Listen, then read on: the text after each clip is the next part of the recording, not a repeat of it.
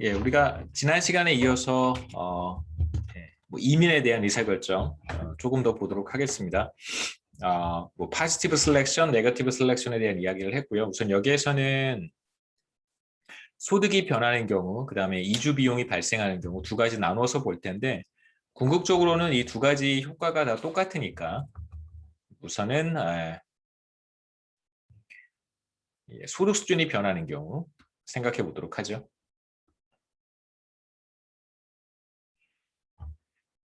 어떤 상황을 한번 생각해 보고 싶냐면 뭐 경기 침체로 인해서 미국으로 이민을 가게 되면 우리가 받을 수 있는, 벌 수 있는 소득이 전과는 다르게 하락했다고 한번 가정해 보죠.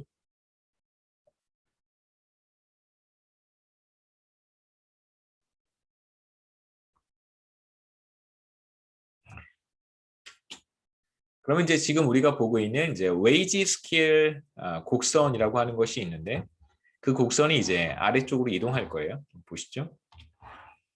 우선 스킬 수준이 비교적 높은 경우, 교육 수준이 높거나 혹은 숙련도가 높은 고숙련자들,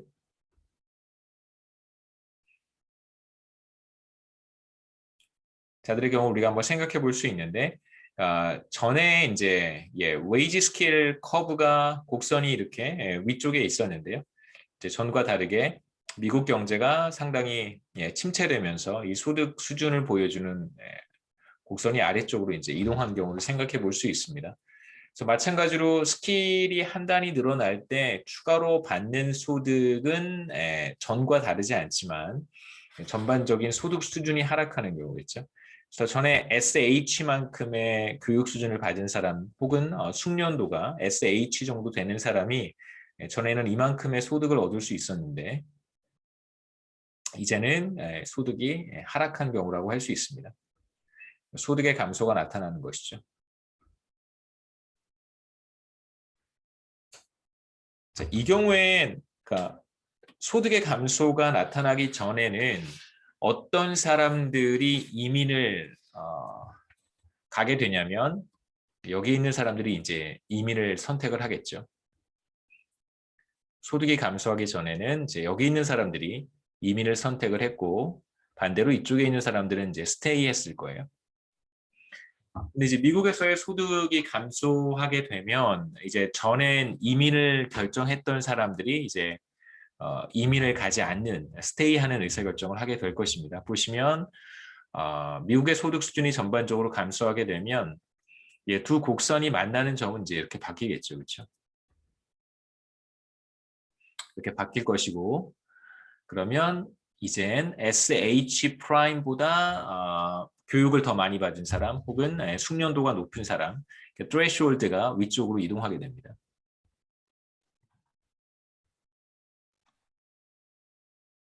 그래서 SH 프라임보다 더 높은 숙련도를 가지고 있는 사람들만 이제 이민을 갈 것이고요. 그다음에 이제 여기에 해당하는 사람들은 스테이 하겠죠. 그래서 전에는 이민을 갔을 사람들이 혹은 이제 이민이라고 하는 의사결정을 했을 법한 사람들이 이제 미국의 경제 상황이 나빠지고 소득이 감소하게 되면 이민을 가지 않고 본국에 남아 있으려고 하는 의사결정을 하게 되겠죠. 여전히 이 경우에도 이제 포지티브 셀렉션은 나타납니다. 그래서 threshold가 이제 위로 높아졌을 뿐이고요. 다음 디스트리뷰션을 통해서도 우리가 확인해 볼 수 있는데요. 디스트리뷰션에서 보시면 threshold가 이렇게 위쪽으로 상승하게 되고 이 threshold보다 더 높은 숙련도를 갖는 사람들, 전보다 더 그러니까 이민을 가는 사람들만 봤을 때는 전보다 평균적인 교육 수준이라든가 혹은 평균적인 숙련도가 더 높은 사람들이 이민을 간다라고 볼 수 있겠죠. 그래서 미국의 전반적인 소득 수준이 감소하기 전에는 여기 있는 사람들이 이민을 갔을 테니까 그러니까 이 사람들의 평균 숙련도와 그다음에 미국의 전반적인 경제 상황이 나빠지면서 소득이 감소했습니다. 그러면 트레시홀드가 상승하게 되고 이제 이민을 가는 사람들은 여기 있는 사람들인데요. 여기 있는 사람들의 평균 숙련도를 비교해 보면 당연히 이 사람들의 평균 스킬 수준이 더 높다고 할 수 있겠죠. 이렇게 비교해 본다면 당연히 이쪽이 더 높습니다. 여전히 파지티브 셀렉션은 나타나는 거고요. 그 다음에 이제 저숙련 노동자들의 경우에 대해서도 우리가 비슷한 얘기를 할 수 있을 거예요.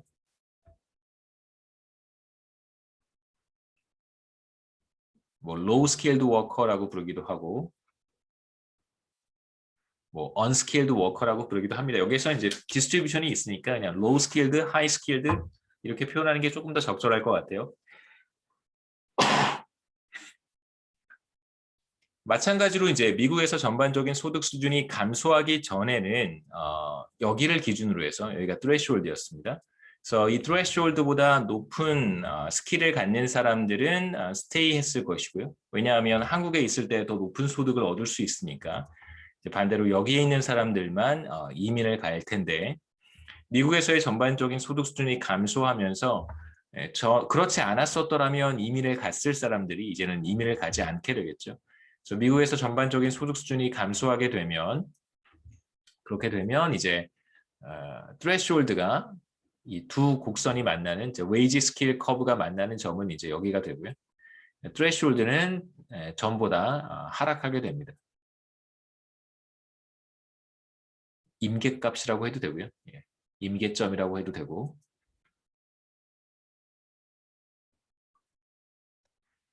그래서 threshold가 하락할 테니까 threshold 수준보다 더 낮은 숙련도를 가지고 있는 사람들은 당연히 이민을 갈 거고요. 그 다음에 이제 여기 있는 사람들은 스테이 하겠죠. 그래서 전에는 이민을 갔을 사람들이 이제 미국의 전반적인 경제 상황 혹은 이민을 가고 싶어 하는 국가의 전반적인 경제 상황이 나빠지면 이제 생각을 바꿔서 본국에 남아 있으려고 하겠죠. 여기에서도 마찬가지로 네거티브 셀렉션은 여전히 나타납니다. 그래서 threshold보다 조금 더 낮은 숙련도를 갖는 사람들이 이민을 가는 것을 우리가 네거티브 셀렉션이라고 불렀고요. 그래서 다시 분포에서 우리가 확인을 해보면 threshold가 SL에서 SL 프라임으로 이제 하락하게 되고요. 이민을 가려고 하는 국가의 전반적인 경제 상황이 나빠진다고 한다면 그래서 이민을 가는 사람들의 숫자도 전보다 줄어들겠죠. 그래서 이만큼 소득이 감소하기 전에는 이민을 가고자 하는 국가에서의 소득이 감소하기 전에는 이만큼 이민을 갔었더라면 실제로 소득이 감소한 이후에는 이제 이민자들의 숫자가 전보다는 줄어들겠죠. 이렇게. 그 다음에 마찬가지로 네거티브 셀렉션은 나타나고요. threshold보다 낮은 숙련도를 갖는 사람들이 이민을 가는 것이니까. 그 다음에 이제 아까와 마찬가지로 평균적인 숙련도도 우리가 비교해 볼 수 있습니다. 그래서 이민을 가고자 하는 국가의 경제 상황이 나빠진다면 그렇다면 이쪽 네거티브 셀렉션에서 이민을 가는 사람들의 평균적인 숙련도도 하락하겠죠.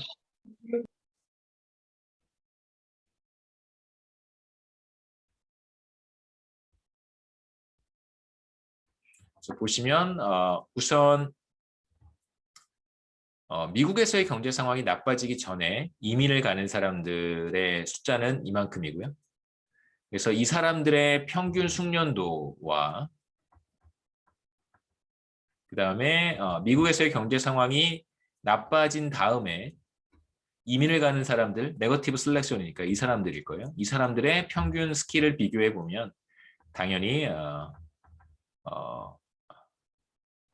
이렇게 되겠죠. 그래서 미국의 경제 상황이 나빠진 다음에 어떤 사람들이 미국으로 이민을 가는가? 대체로 네거티브 셀렉션에서는 평균 스킬이 더 낮은 사람들, 그 다음에 파지티브 셀렉션에서는 평균 스킬이 더 높은 사람들, 그러니까 뭐 스킬 수준이 더 양극화된다고 우리가 얘기할 수도 있습니다. 그 다음에 두 번째 우리가 보고 싶었던 것은 이주 비용이 발생하는 경우인데요. 첫 번째는 이민을 가고자 하는 국가의 전반적인 경제 상황이 나빠지는 경우, 그러니까 소득 수준이 감소하는 경우였고요. 두 번째는 이주 비용이 발생하는 경우인데 뭐 스토리는 똑같습니다. 우선 미국으로 이민을 갈 때 뭐 고숙련 노동자, 하이 스킬드 워커든 로우 스킬드 워커든 상관없이 항상 뭐 $10,000 정도의 비용이 발생한다고 가정을 해보죠. 이만큼의 이주 비용이 모든 사람들에게 발생합니다. 그렇다면 어떤 결과가 나타날까? 우선 우리가 생각해 볼 수 있는 것은 다시 우리 그림으로 돌아가서 오늘 처음 본 그림으로 돌아가서요. 30페이지입니다. 여기에서 우리가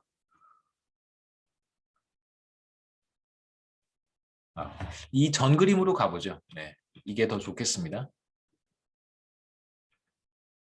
예. 24페이지의 그림을 이용하는 게 조금 더 나을 것 같아서요. 자, 이 그림에서 만일 이주 비용이 발생한다면 어떻게 될까? 한국에 남아있을 지금 본국이 한국이 출신국이 한국이니까요. 한국에 남아있을 때 이 웨이지 스킬 곡선이 달라지지는 않을 거예요. 이건 전과 동일할 것입니다. 미국에 가서 벌게 되는 얻게 되는 소득도 사실은 달라지지 않겠지만 이제 이주 비용을 우리가 고려한다면 미국에서 받게 되는 소득에서 이주 비용만큼은 이제 차감해야 되겠죠. 그래서 만일 이주 비용이 존재한다면 미국에 가서 받게 되는 소득이 이주 비용만큼 줄어들 것이다라고 우리가 생각해 볼 수 있습니다. 그래서 이주 비용이 들어가게 되면 이렇게 웨이지 스케일 곡선이 미국으로 이민을 갈 때 이렇게 하락한다고 볼 수 있겠죠. 그래서 이 차이만큼을 우리가 이주 비용이라고 해석할 수 있어요.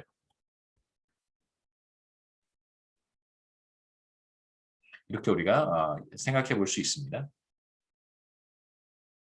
그렇다면 모든 결과는 우리가 앞서 봤던 파지티브 셀렉션에서 했던 얘기와 사실 다르지 않고요. 그 다음에 저숙련 노동자, 로우 스킬드 워커에 대해서도 우리가 같은 얘기를 할 수 있는데 한국에 남아있다면 뭐 달라지는 게 없으니까요. 이주 비용이라고 하는 것이 발생하지 않을 텐데 만일 이제 이민을 가기로 결정을 했다면 미국에서 받게 되는 소득이 변하지는 않을 거예요. 하지만 이주 비용만큼의 비용을 지불해야 되기 때문에 이민을 선택한다면 이 곡선이 이렇게 아래쪽으로 이주 비용만큼 이동하겠죠.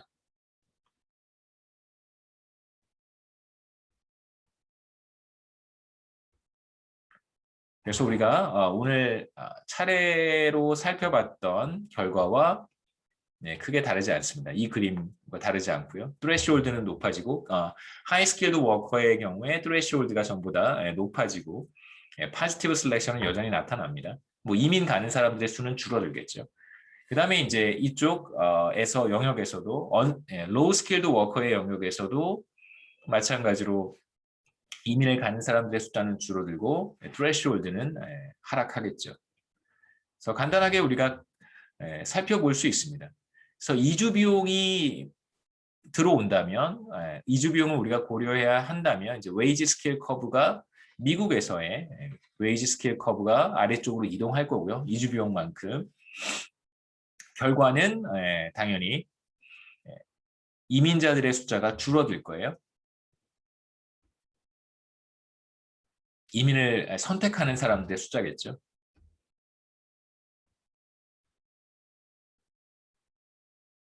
그래서 보통 글로벌 금융위기 때는 이제 그런 현상이 나타나진 않았, 10년 전에 그런 현상이 크게 두드러지게 나타나진 않았는데 20년 전에 IMF 경제 위기 때는 이민을 가는 사람들이 굉장히 많았었어요. 그러니까 미국 경제와 한국 경제는 계속 이렇게 성장해 가다가 한국 경제가 굉장히 나빠졌잖아요. 지금 이 상황은 IMF 경제 위기 상황은 지금 우리가 보고 있는 것과는 정반대의 경우이긴 하죠. 그러니까 한국에서의 소득 수준이 더 크게 하락하는 경우, 그러면 이제 반대로 하이 스킬드, 로우 스킬드에서의 트레시홀드는 반대 방향으로 변하겠죠. 그래서 실제로 한 20여 년 전에 경제 위기 상황에서는 이민자들의 숫자가 상당히 많이 늘어났었습니다. 그 다음에 마찬가지로 이주 비용이 들어온다고 하더라도 뭐 네거티브 셀렉션, 포지티브 셀렉션에 대한 이야기는 여전히 이제 유효한 거죠. 뭐 그 경제 위기 상황에서 결과를 다시 한번 생각해 본다면 제가 한번 간단하게 설명을 하고 넘어가죠.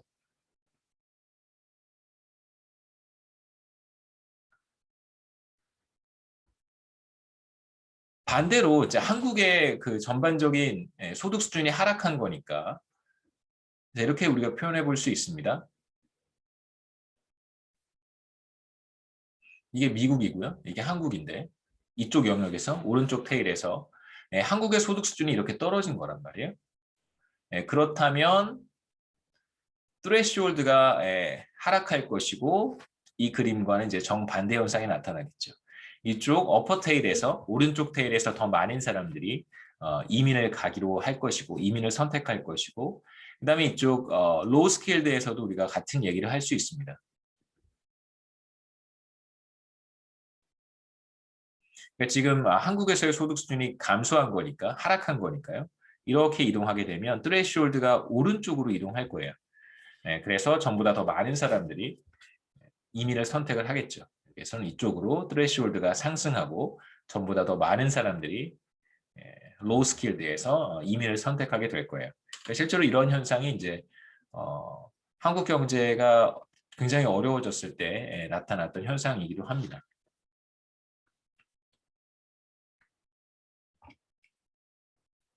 여기까지 질문 있어요? 그다음에 이제 그 8장 나머지 부분은 잡 매치에 대한 잡 턴오버와 잡 매치에 대한 이야기를 좀 하도록 하겠습니다. 그래서 턴오버는 이직 혹은 뭐 퇴직에 대한 이야기고요. 퇴사가 조금 더 적절하긴 한데 이직이라고 부르죠. 그래서 턴오버는 두 가지를 포함하고 있습니다. 하나는 자발적으로 회사를 그만두는 quit, 이게 퇴사죠, 그렇죠? 자발적인 이직이 있고, 그 다음에 이제 비자발적인 이직이 있어요. 이건 이제 자발적인 거고, 자기가 그냥, 그러니까 인플로이, 인플로이어 관계에서 인플로이가 선택하는 일종의 세퍼레이션이 되겠죠.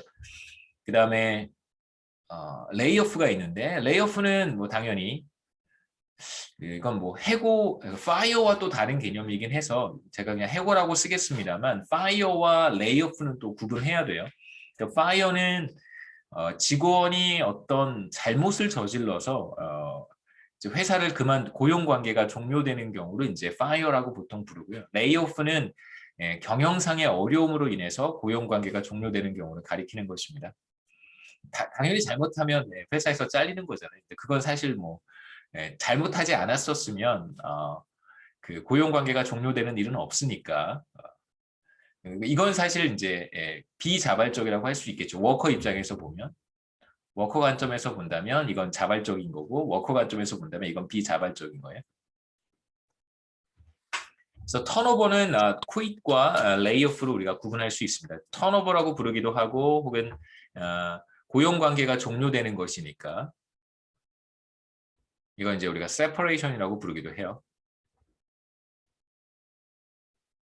그래서 이직 혹은 뭐 이직, 퇴직은 또 정년 퇴직 이런 거랑 또 이렇게 개념이 좀 섞여 있어서 그냥 턴오버라고 하겠습니다. 이직이라고 생각하시면 돼요.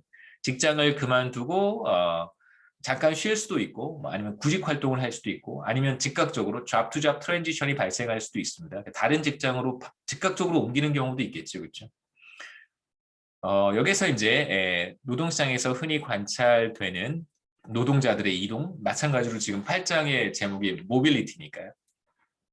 노동의 이동입니다. 당연히 이제 job to job transition 같은 것이 이제 모빌리티니까요. job, 이거 하나의 job이고 또 다른 job입니다. 그 다음에 이제 하나의 job에서 다음 직장으로 바로 이동할 수도 있겠죠. 예를 들면 뭐 5월 30일까지 5월 31일까지 뭐 이 직장에서 일을 하고 6월 1일부터는 새로운 직장에 가서 일을 하는 job to job 트랜지션이 나타날 수도 있고요. 그다음에 이제 실업이라든가 비경제 활동 인구 상태로 가는 경우도 있겠죠.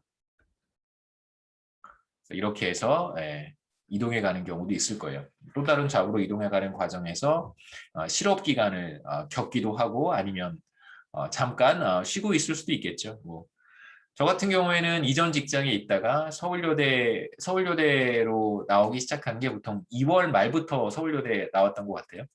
그러니까 3월에 개강을 하니까 그렇죠. 2월 말에 2월 한 20일부터인가 방을 주니까요. 근데 이제 그 전 직장은 1월 중순에 그만뒀어요. 1월 초인가요? 1월 초인가 중순에 그만두고 이게 되게 스토리가 있어요. 사연이 있었어요.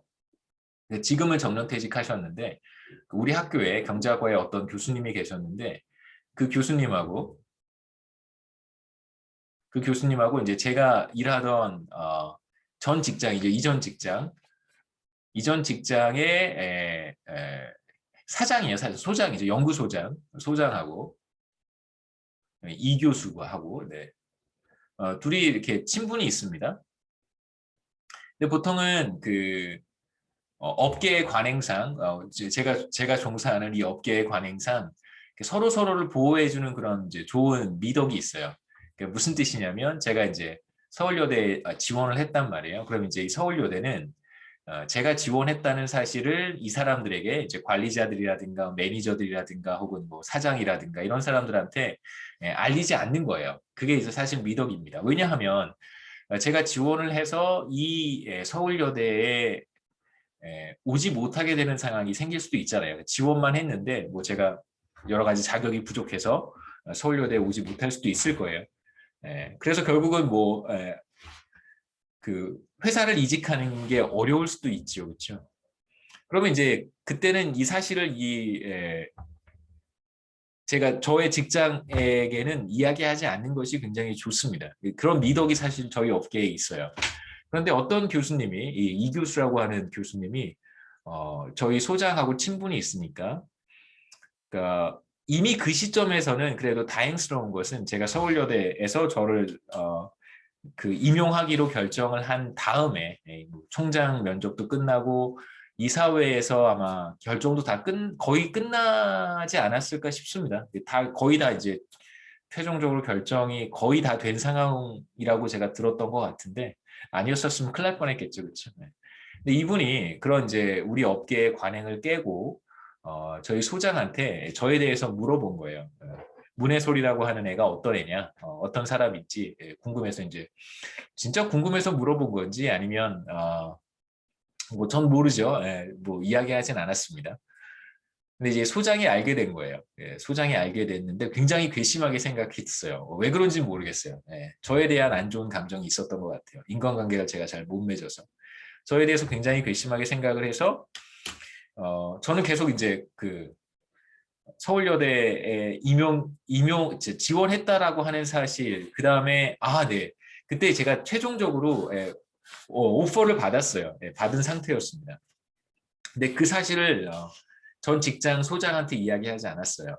그러니까 왜냐하면 조금 더 있다가 월급 받을 거 다 받고 퇴사하고 싶었기 때문에. 근데 이제 소장이 저를 부르더라고요. 불러서 빨리 그냥 나가라.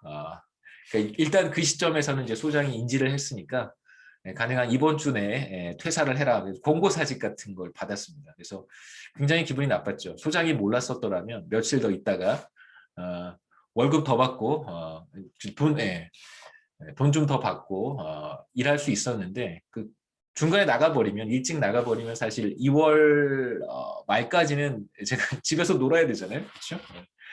그래서 한 달 월급이 꽤 많았었어요. 이전 직장에서 지금보다 훨씬 더 많이 받았습니다. 이제 이분 때문에 이 교수 때문에 몰래 회사를 조금 더 다닐 수 있었는데 그 상당히 많은 손실을 봤죠. 많은 손해를 봤습니다. 그래서 이분한테 소송을 걸어서 손해를 좀 만회하고 싶었는데 또 같은 직장에서 또 일을 해야 되니까 지금은 뭐 퇴직하셨지만 뭐 결국은 굉장히 기분 나빴던 적이 있습니다.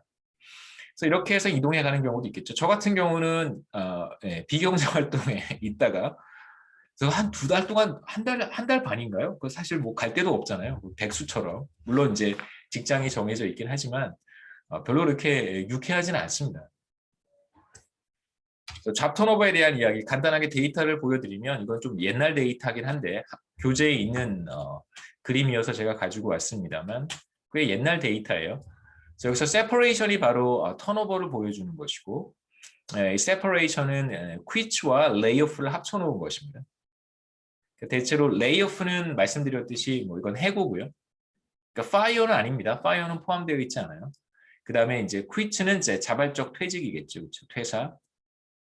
그래서 quit와 layoff를 합쳐놓은 것이 이제 separation이에요. 보시면 오른쪽이 근속기간이라고 부르면 됩니다. 근속기간, tenure예요. 보통 이제 근속기간, 근속연수를 보통 tenure라고 표현을 합니다. 그러니까 tenure가 짧은 사람들일수록 separation이 높다는 걸 확인할 수 있고요.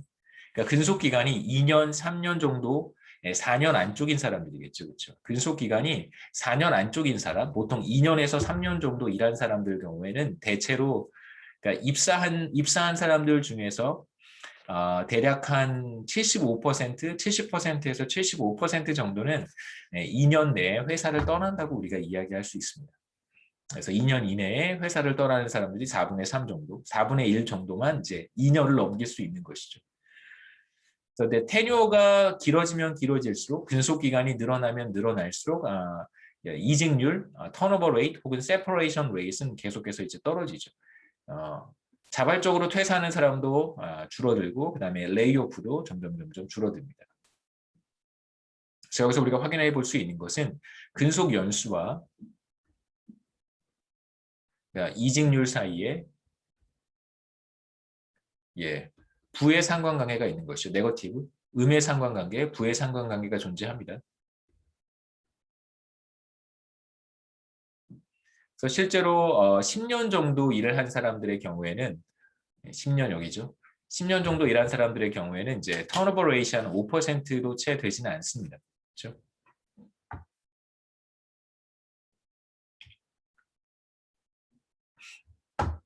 그 다음에 이건 잘못 타입했는데요. 맞습니다. 맞죠. 올드 워커들. 앞에 그림은 이제 젊은 영 워커들이고요. 두 번째 그림은 올더 워커들입니다. 나이가 이제 한 40에서 50대에 해당한다고 생각하시면 되고요. 앞에 그림은 20대, 30대 정도라고 생각하시면 돼요. 여기에서는 그 근속 연수와 턴오버 레이트, 세퍼레이션 레이트 사이의 이제 관계를 볼 수 있는데 마찬가지로 대체로 근속 연수가 늘어나면 늘어날수록 이직률, 세퍼레이션 레이트, 턴오버 레이트는 하락해요. 하지만 보시면 40% 정도란 말이에요. 영 워커의 경우에는 75%까지 올라가는데 이 2년 내에 퇴직할 확률이 75%까지 올라가는데 사실 올더 워커들 경우에는 나이가 좀 있는 사람들 경우에는 한 40% 정도. 그러니까 나이가 젊은 사람들일수록 여러분들일수록 퇴직할 가능성이 굉장히 높다고 볼 수 있고요. 근속 연수가 짧을 때 퇴직할 가능성이 굉장히 높고 저와 같은 사람들, 여러분과 저가 똑같이 이제 직장을 옮겼다고 한번 생각해 보죠. 여러분은 이제 새로운 직장을 얻게 됐고 뭐 공무원 이런 거 말고요. 정년이 보장되어 있는 그런 직장 말고 저도 이제 서울여대를 떠나서 다른 학교로 이제 새로 여러분과 같이 비슷한 시기에 직장을 옮겼다라고 했을 때 제가 직장을 그만둘 확률은 2년 내에 그만둘 확률은 40%고요. 여러분이 직장을 그만둘 확률은 2년 내에 75% 정도 된다라고 볼 수 있겠죠. 그래서 여기서 우리가 확인할 수 있는 또 다른 사실은 나이가 많을수록 이직률이 떨어진다는 것을 우리가 확인할 수 있습니다. 그러니까 근속 연수에 대해서도 얘기할 수 있고 나이에 대해서도 연령이 높을수록 이직률이 떨어지겠죠. 턴오버 레이트는 하락합니다.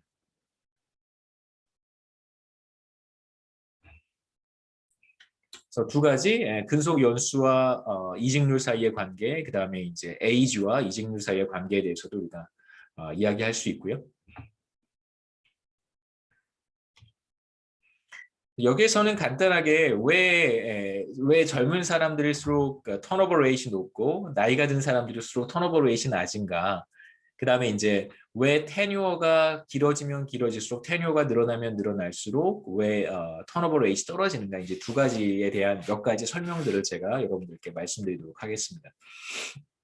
그러니까 왜 젊은 사람들일수록 quit 혹은 layoff 확률이 높은가? 왜 턴오버 레이트이 높은가? 이 둘을 합쳐서 우리가 턴오버라고 합니다.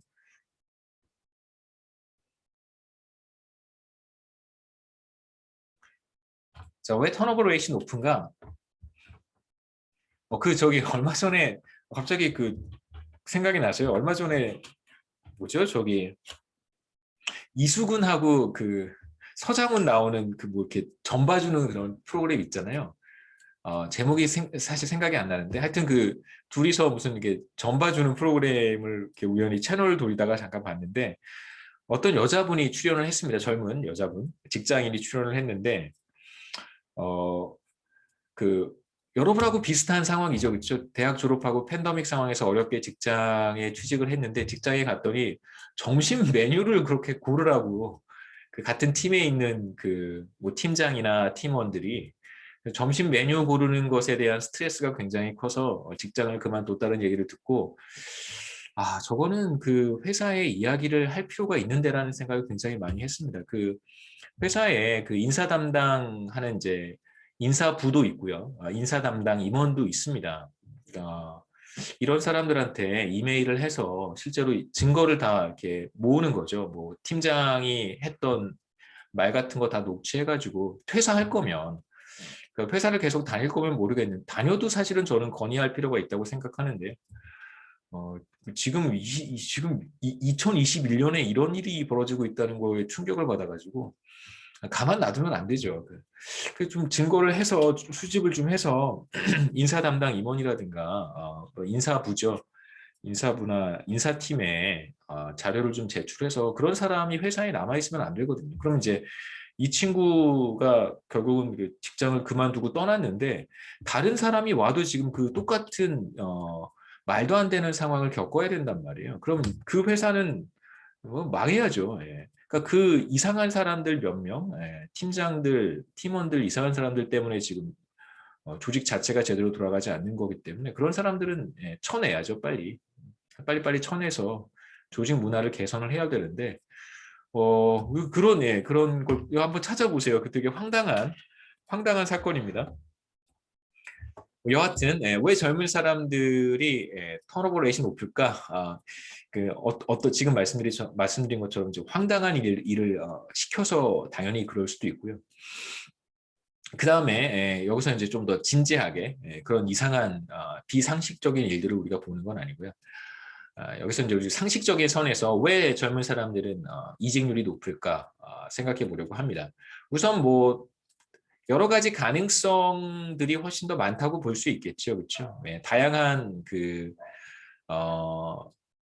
일자리들에 대한 경험도 시도해 볼 수 있고, 그다음에 뭐 다양한 산업, 다양한 직군, 뭐 이렇게 우리가 생각해 볼 수 있겠죠.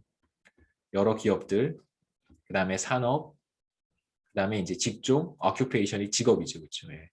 기업, 그다음에 뭐 산업, 직업에 대해 뭐 탐색할 수 있는 기회가 훨씬 더 많다고 볼 수 있습니다.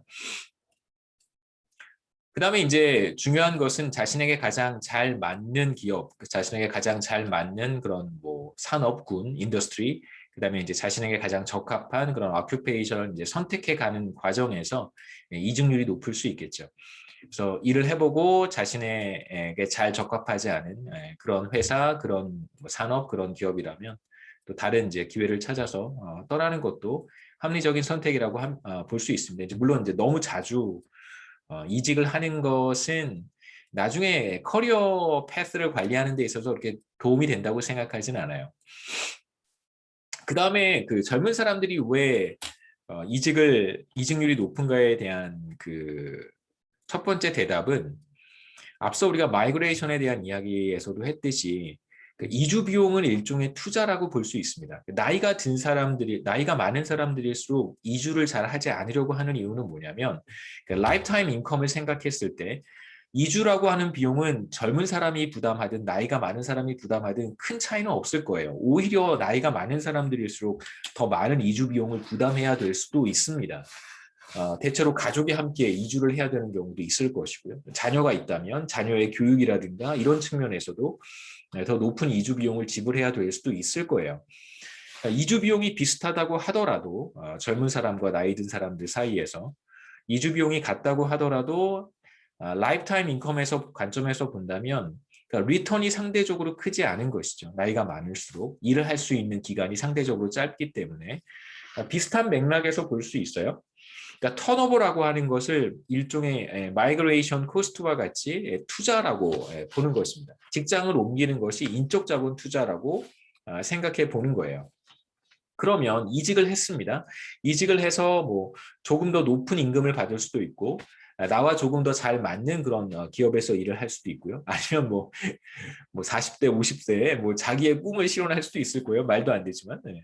뭐 그렇게 해서 이직을 한다고 하면 일종의 비용을 감수를 해야 되고 이 비용을 우리가 투자라고 본다면 남은 기간 동안 투자에 대한 리턴을 회수를 해야 되는데 회수할 수 있는 기간이 비교적 짧다고 볼 수 있겠죠. 40세, 50대가 되면 일할 수 있는 기간이 뭐 길면 20년, 뭐 짧으면 한 10년 정도밖에 되지 않는데 리턴의 회수 기간, 그러니까 수익을 회수할 수 있는 기간이 상대적으로 짧아서 나이가 많은 사람들은 이러한 투자를 하려고 하지 않는다라고 말할 수 있습니다.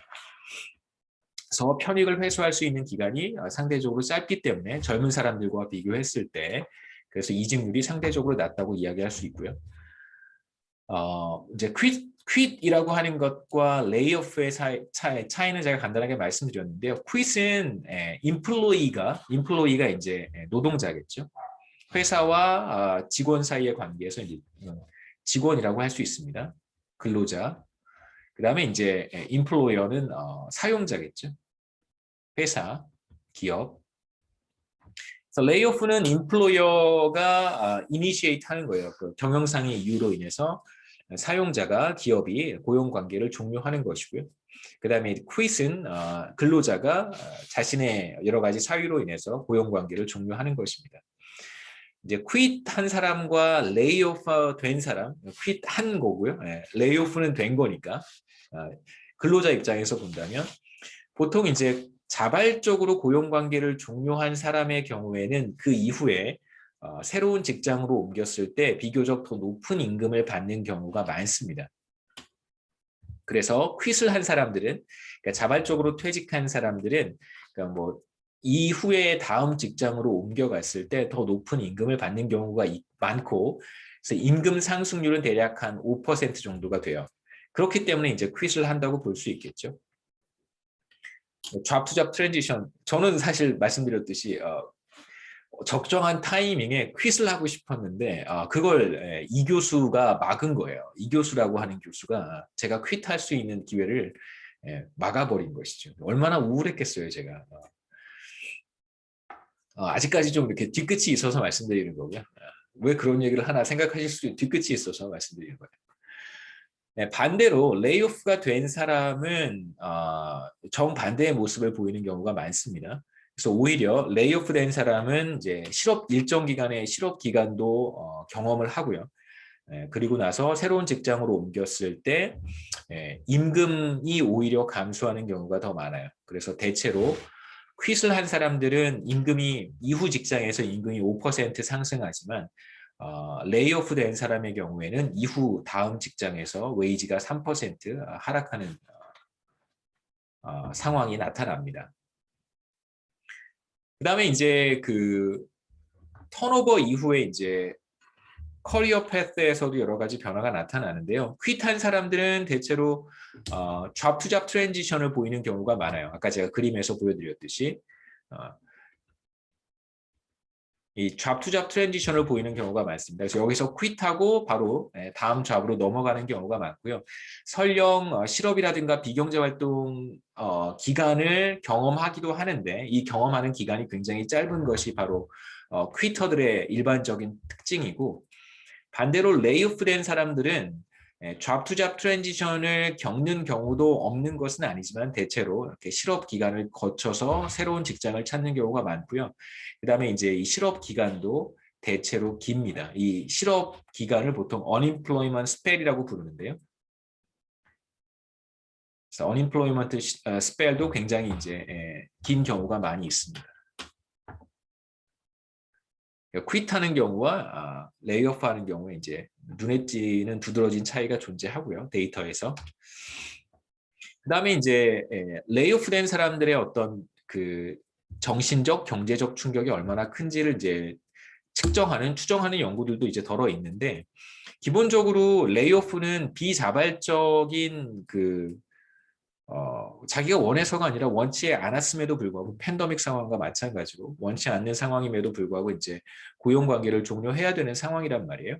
그래서 영국의 데이터를 살펴보면 그 정리해고로 인해서 일자리를 잃은 사람들이 나중에 이제 새로운 일자리를 얻게 되는데 평균 15%에서 이제 25% 정도 이제 임금이 하락하는 경우가 있습니다. 대체적으로 임금이 하락하는데 그 정도가 한 15%에서 20%, 25%, 20% 안팎으로 임금이 하락한다고 볼 수 있고요.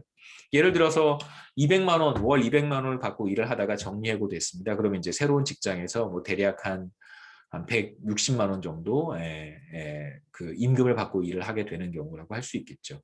스웨덴의 사례에서는 공장이 이제 가동 중단으로 인해서 이제 일자리를 잃은 사람들이 있었는데 이 사람들의 사망률이 실직 후 5년 동안 사망률이 같은 조건에 실직하지 않은 다른 사람들의 사망률보다 훨씬 더 높았다고 합니다.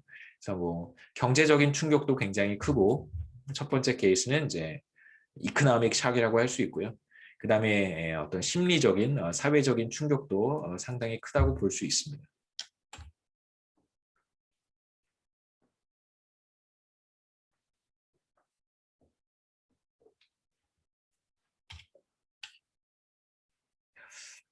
근데 단순히 이 그 수치는 좀 생각해 볼 필요는 있어요. 네, 그냥 저도 문득 생각이 나서 말씀드리는 건데, 물론 스웨덴이라고 하는 국가의 특성이 반영이 되어 있을 수 있겠습니다만, 그러니까 대체로 일자리를 잃는 사람들이 소득 상실을 크게 경험한단 말이에요. 소득 감소가 크게 나타나고, 그런 과정에서 이제 자신의 건강이라든가 이런 것들을 돌볼 여력이 줄어들 수도 있습니다. 그러니까 스웨덴은 좀 다른 케이스이긴 하지만, 그러니까 건강보험이라고 하는 제도가 제대로 갖춰져 있지 않은 국가의 경우에, 그러니까 자신의 어떤 그 건강보험을 스스로 책임져야 되는 국가들도 상당히 많단 말이에요. 혹은 이제 직장에서 미국 같은 경우에는 건강보험을 직장에서 커버를 해줍니다. 한국 같은 경우에는 이제 그 국민건강보험이라고 하는 게 있어서 사실은 굉장히 좋은 시스템이기도 하죠, 그렇죠? 그러니까 일자리를 잃었다고 하더라도 뭐 건강보험의 보험료만 부담할 수 있다면 계속해서 이제 건강보험 혜택을 받을 수 있지만, 사실 미국 같이 민간 주도의 건강보험 제도를 채택하고 있는 국가에서는 일자리를 잃었습니다. 그럼 이제 뭐 나한테 질병이 있을 수도 있는데 큰 질병의 경우에는 굉장히 많은 그 의료비를 본인이 부담해야 되는 경우가 있어요. 그러니까 직장이 있는 경우에는 직장에서 건강보험을 커버해주기 때문에 뭐 상대적으로 내가 부담하는 비용이 별로 없지만 실직 이후에 만약에 여러 가지 요인으로 인해서 병이 생겼을 때는 상당히 많은 의료비를 부담해야 돼서 그냥 그걸 안고 사는 사람들도 굉장히 많습니다. 미국 같은 경우에는 이제 소득 수준이 낮은 사람의 경우에 그러니까 의료 서비스를 제대로 받지 못해서 건강 상황이 나쁜 경우도 사실 굉장히 많고요.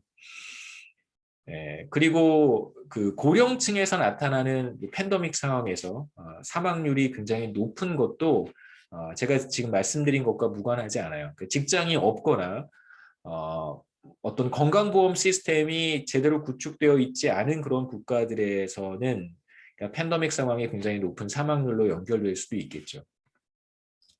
그래서 그러니까 뭐 이건 여담입니다만 팬데믹 상황에서 어떤 정부가 얼마만큼 잘 대처했느냐는 사실 그 정부의 역량이라고 보기는 좀 어려워요. 여러 가지 시스템이 같이 의료 시스템하고도 밀접한 관련이 있고 그냥 고용 상태도 뭐 매우 밀접한 관련이 있고요.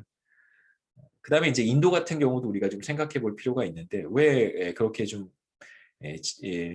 심각한 상황에까지 몰렸는가 여러 가지 좀 제도적인 측면하고도 같이 봐야 되겠죠. 여하튼 그렇습니다. 그다음에 이제 우리가 다음에 보려고 하는 것은 존 매치인데요. 그냥 이건 존 매치라고 부를게요. 뭐 매칭이라고 보통 부르기도 하는데 구체적인 그 모형 이런 것들은 제가 뭐 설명하지는 않고요. 매칭 모형이라든가 서치 모형 이런 게 노동 경제학에 중요한 모형들이 등장하는데 뭐 제가 여기를 이렇게 좀 중급거시 시간에 노동시장 매칭 모형을 설명을 하기는 하는데요. 그걸 좀 가지고 와서 보충을 할까 하다가 그냥 뭐 이해하시고 직관적으로 좀 납득할 수 있으면 뭐 괜찮은 것 같아서 그렇게만 설명을 하고 넘어가도록 하겠습니다. 실제로 이제 노동시장, 우리가 완전 경쟁적인 노동시장을 지금까지 가정을 했었는데, 물론 모납소니 같은 것도 보기는 했었습니다만, 대체로 이제 수요 곡선과 공급 곡선을 통해서 노동시장이 완전 경쟁적인 경우 임금은 어떻게 결정이 되고, 그다음에 고용 수준은 어떻게 결정이 되고, 어떠한 경우에 이제 실업이 나타날 수 있는가, 이런 얘기들을 좀 했는데요. 완전 경쟁적인 노동시장 혹은 이제 균형 상황을 가정한다면, 지금 우리가 얘기하고 있는 퀴츠라든가 레이오프 같은 것들을 어떻게 설명할 수 있을까? 라고 하는 기본적인 그 의문이 생길 수 있습니다. 그래서 보통 세퍼레이션과 같은 현상, 턴오버와 같은 현상을 설명하기 위해서는 그 경쟁적인 노동시장 모형을 사용하지 않고, 말씀드렸듯이 매칭 모형이라든가 혹은 서치 모형 이런 것들을 사용을 해요. 탐색 모형이라든가 노동시장 탐색 모형 이런 게 있습니다. 서치 모형. 그 다음에 이제 매칭 모형 이런 것들이 있어요. 그래서 실제로 보고 싶은 것이 무엇인가? 노동시장의 이런 그 턴오버 현상, 레이오프 이런 것들을 보고 싶다. 그렇다면 이제 그 경쟁균형 모형을 사용할 수가 없겠죠. 경쟁균형 모형에서의 특징은 뭐냐면, 뭐 주어진 임금 수준에서 자신의 한계 생산물 가치가 같아지는 수준까지 기업들은 노동을 투입하려고 할 거고요. 그래서 균형 임금이 결정이 된다면 이제 모든 기업들은 자신의 value of marginal product of labor, 노동의 한계 생산물 가치죠.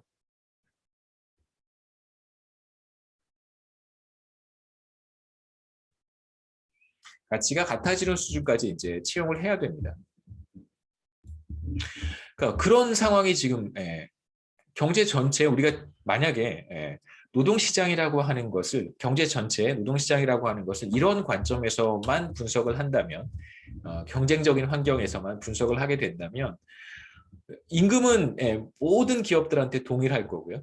그렇게 상상해 보자는 것이죠. 현실은 물론 그렇지 않지만 모든 기업들이 동일한 임금을 지급하고 있고, 어느 수준까지 채용을 하냐면 자신의 한계 생산물 가치가 같아지는 수준까지 지금 노동을 투입하고 있어요.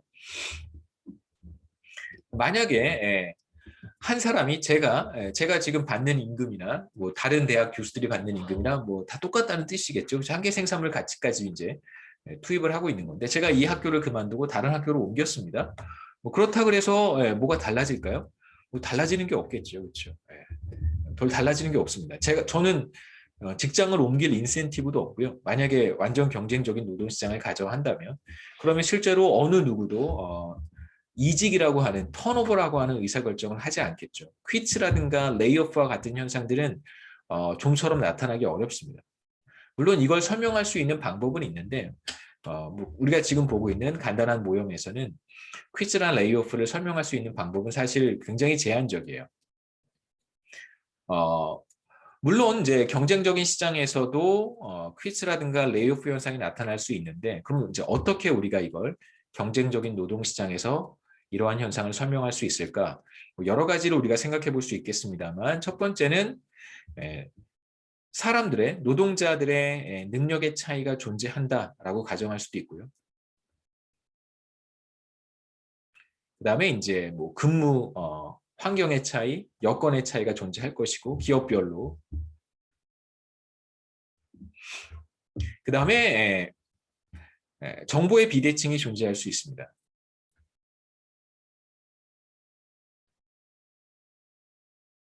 그러니까 어떤 회사가 나에게 더 좋은 회사인지, 여러 가지 근무 조건이 더 좋고 더 여러 가지 뭐 프린지 베네핏이라고 하죠, 그렇죠? 네.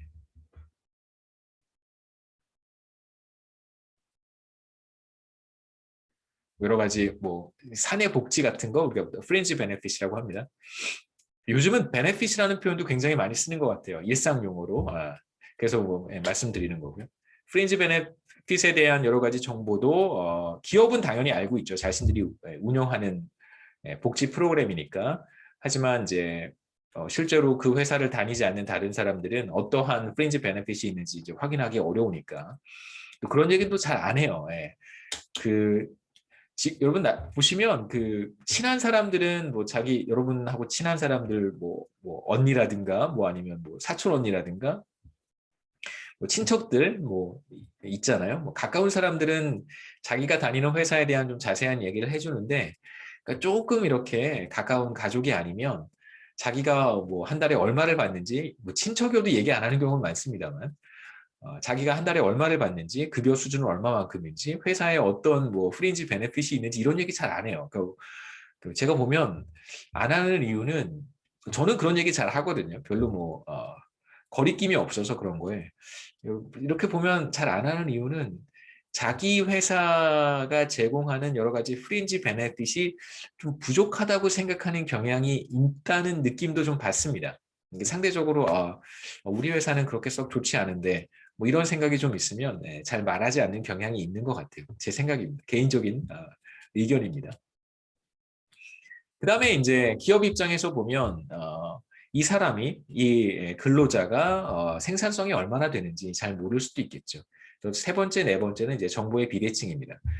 워커는 기업에 대한 정보를 가지고 있지 못하고 실제로 그 회사에서 일하지 않는 이상은 그다음에 마찬가지로 기업도 그 사람을 채용해서 실제로 생산 활동에 투입해 보지 않으면 그 사람의 생산성을 확인할 수가 없습니다. 이제 이러한 문제 때문에 정보의 비대칭성이라든가 능력의 차이, 그러니까 워커들한테 존재하는 근본적인 어떤 그 이질성이 존재하는 거고요.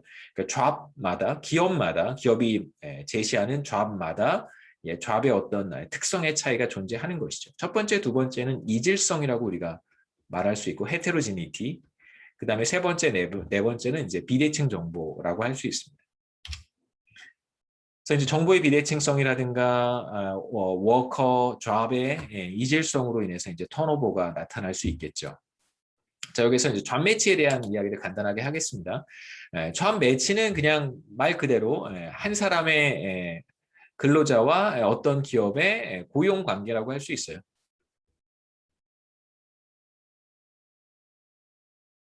그래서 고용 관계, employment relationship을 형성을 하게 되면 그러면 기본적으로 생산 활동을 하기 때문에 그로 인해서 부가가치가 창출되겠죠. 그래서 가치를 창출할 수 있는 굉장히 중요한 경제 행위라고 할 수 있습니다.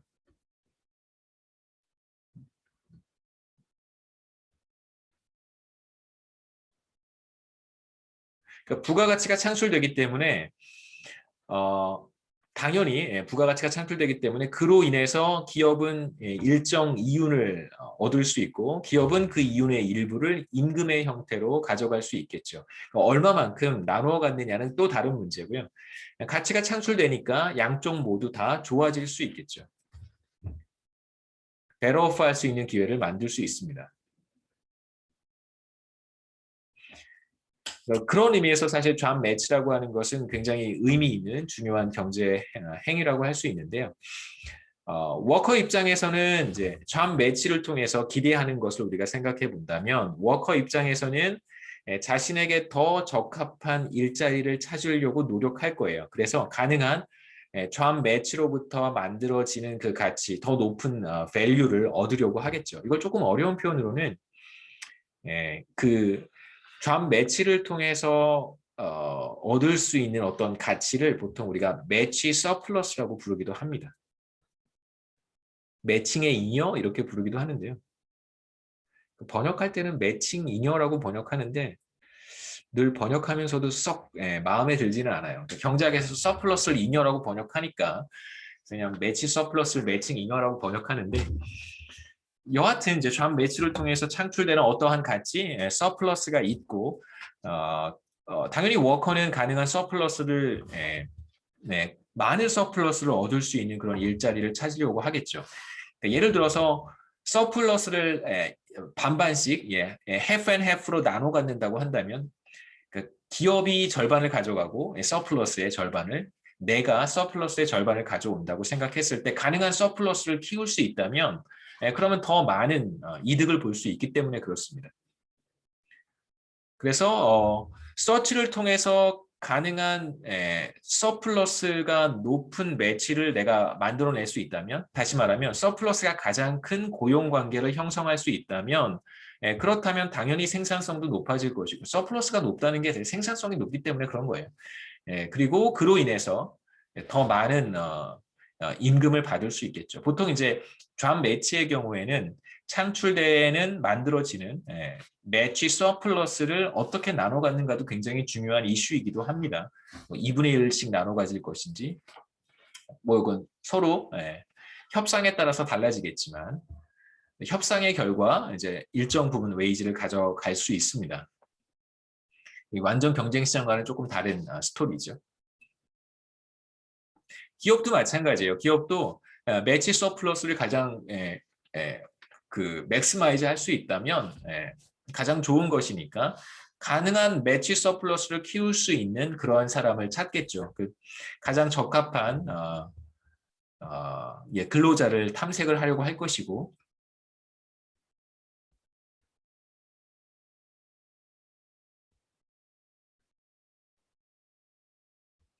기업 입장에서도 그로 인해서 나타나는 창출되는 서플러스의 일부를 이윤의 형태로 가져가겠죠. 서플러스가 이렇게 있으면 이 중에 일부는 웨이지로 가는 거고요. 이 나머지 일부는 프로핏으로 가겠죠. 나눠 갖는 것이니까. efficient 턴오버에 대한 이야기인데요. 뭐 그냥 효율적 이직 이러면 너무 말이 이상하니까 완전 직역이잖아요. 그렇죠? 효율적 이직. 그냥 efficient 턴오버라고 하셔도 괜찮습니다. 그러니까 턴오버가 나타나는 것이 자원 배분 관점에서 보면 더 좋다는 뜻이죠. 그렇죠? 턴오버가 자원 배분을 효율적으로 만들어준다는 뜻입니다.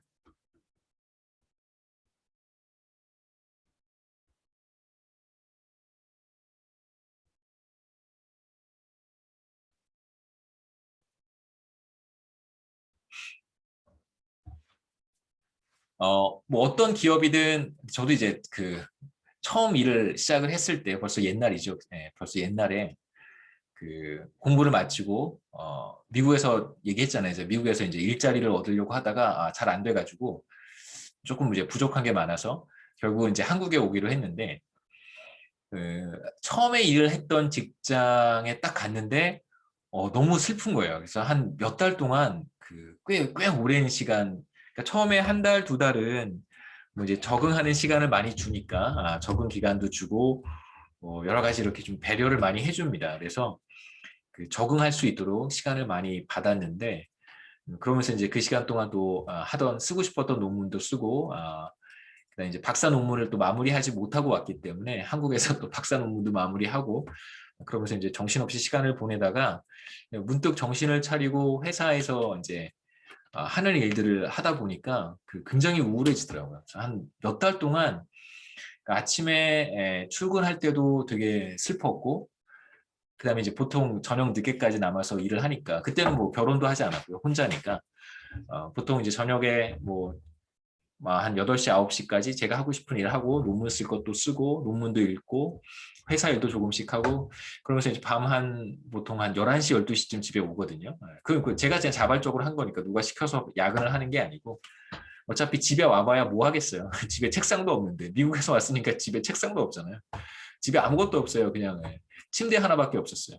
그러면서 뭐 회사에서 다 일하고 굉장히 힘들었던 시기였습니다. 제 인생에서 가장 슬펐던 시간이기도 하고, 그러니까 기업도 그렇고 회사도 제가 그렇게까지 힘들어하는지 몰랐던 거예요. 저랑 이제 굉장히 저를 잘 보고 저를 좋아했던 이제 박사님들도 회사에 많이 있었는데 지금도 뭐 자주 연락하고 그럽니다. 그런데 이제 그때 그렇게 제가 힘들어하는 걸 사실 잘 모르고 그나마 좀 좋은 직장이니까 뭐 저를 배려해 줄 수 있었던 거죠. 뭐 대체로 보통 직장들은 그렇지 않잖아요. 다 직원들을 소모품으로 생각하기 때문에. 그러니까 그 저도 이제 회사가 저한테 이렇게 맞지 않는 곳인지 몰랐던 거예요. 저는 이제 제가 전공하는 전공 분야가 있는데 제 전공 분야와 관련된 일은 정말 하나도 하지 못했어요. 저와 전공과 전혀 무관한 일들을 사실 이제 그 직장에 가서 하게 된 건데 그러면서 굉장히 많은 힘든 시간들을 뭐 한 7개월, 8개월 그렇게 힘들게 생활을 했었습니다. 그러니까 기업도 그렇고 근로자도 그렇고 상대방이 어떤 것을 잘하고 어떤 것에 적합한지에 대해서는 실제로 고용 관계를 맺어서 시작할 때 사실 뭐 정보가 있을 수가 없겠죠. 그 말씀을 지금 드리는 거고요.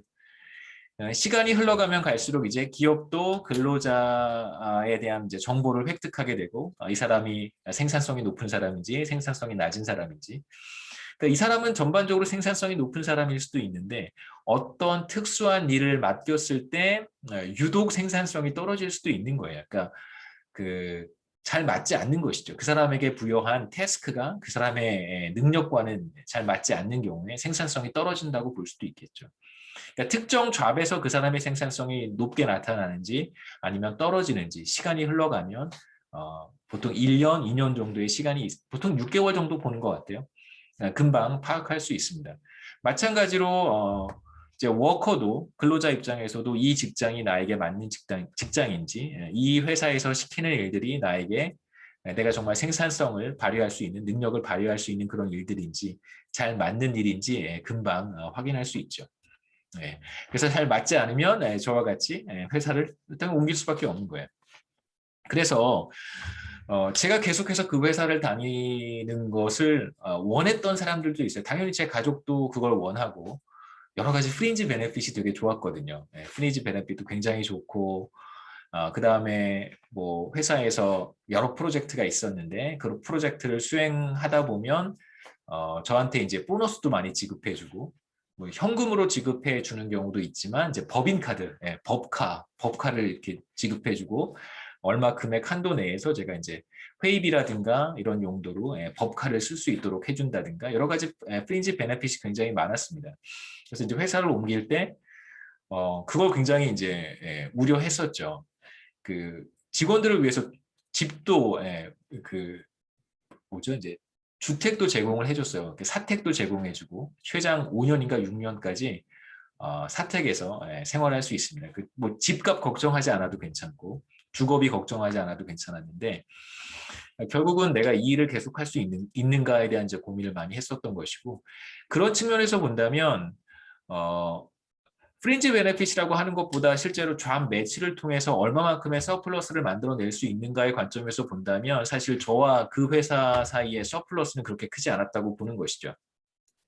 그러면 저는 더 높은 부가가치를 창출할 수 있는 다른 직장으로 옮겨가는 것이 경제 전체로 봤을 때는 효율성을 높일 수 있는, 제고할 수 있는 자원 배분이라고 볼 수 있습니다.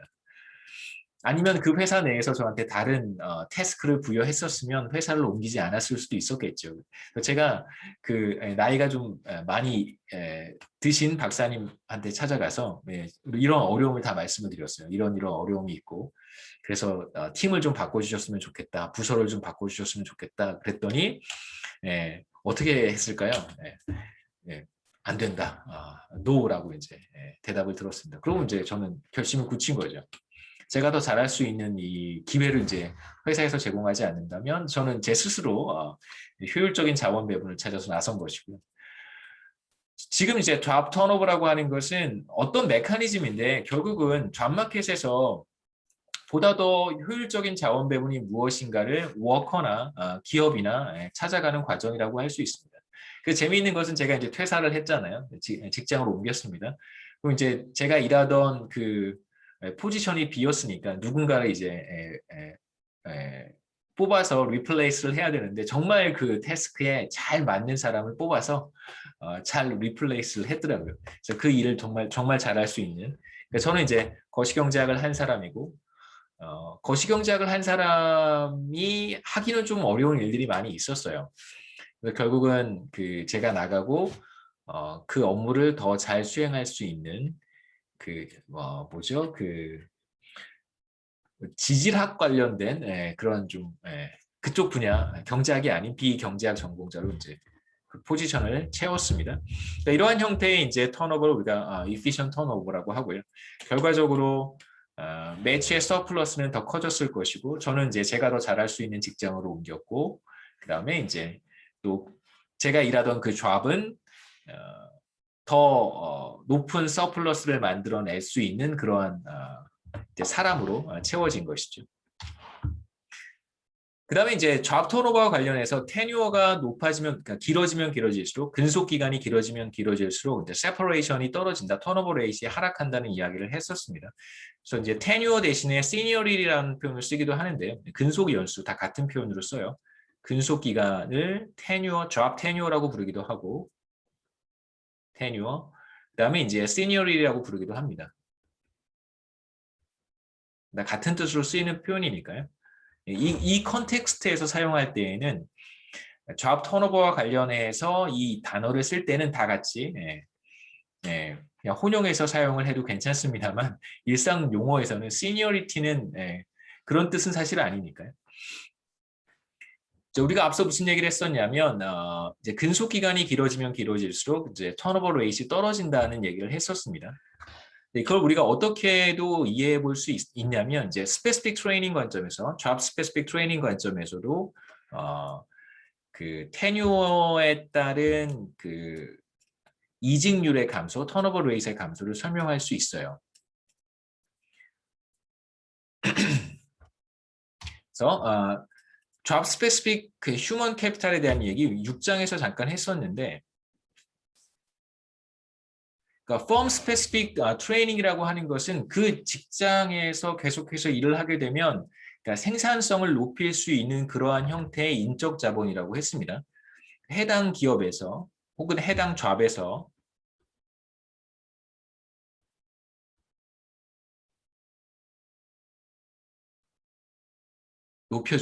높일 수 있는 그런 이제 트레이닝이죠. 혹은 그런 인적 자본입니다. 근데 지금 우리가 보고 싶은 건 뭐냐면 왜 근속 기간이 길어지면 길어질수록 턴오버 레이트 떨어질까에 대한 이야기를 이제 그 firm specific training 관점에서 설명해 볼 수 있는데 새로 이제 신입 직원이 입사를 했을 때 입사한 지 얼마 안 됐을 때는 사실 근속 기간이 굉장히 짧기 때문에 짧은 근속 기간 동안 firm specific training을 받을 수 있는 기회가 사실 길지 않습니다. 그 근속 기간만큼의 기간이 바로 firm specific training이라고 볼 수 있겠죠. 회사에 적응해 가는 기간 동안 조금씩 어떤 firm specific training을 받을 텐데 기본적으로 그러한 트레이닝이 사실 거의 이루어지지 않기 때문에 반대로 생각해 보면 근속 기간이 길어지면 길어질수록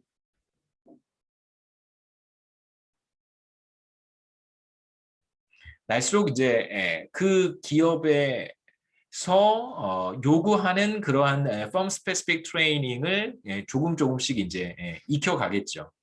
그래서 트레이닝 인적 자본을 축적할 수 있게 됩니다.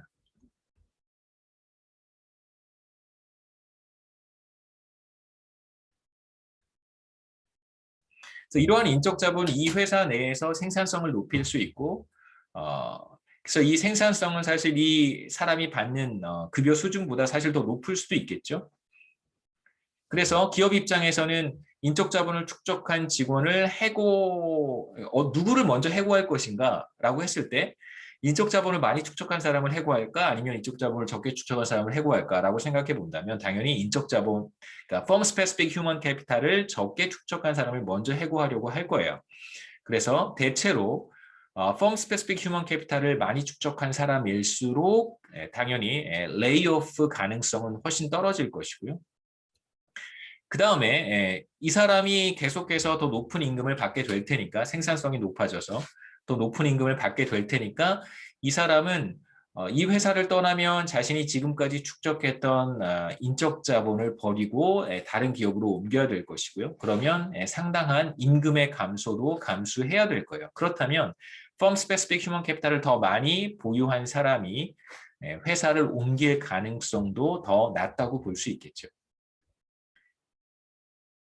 그래서 인적 자본, firm specific human capital을 더 많이 축적한 사람들이 해고될 가능성도 더 낮고 대체로 이제 보통 회사에서 누구를 먼저 그 레이오프하거나 또는 이제 해고하냐면 대체로 근속 기간이 굉장히 짧은 사람들 혹은 근속 기간이 굉장히 긴 사람들이에요.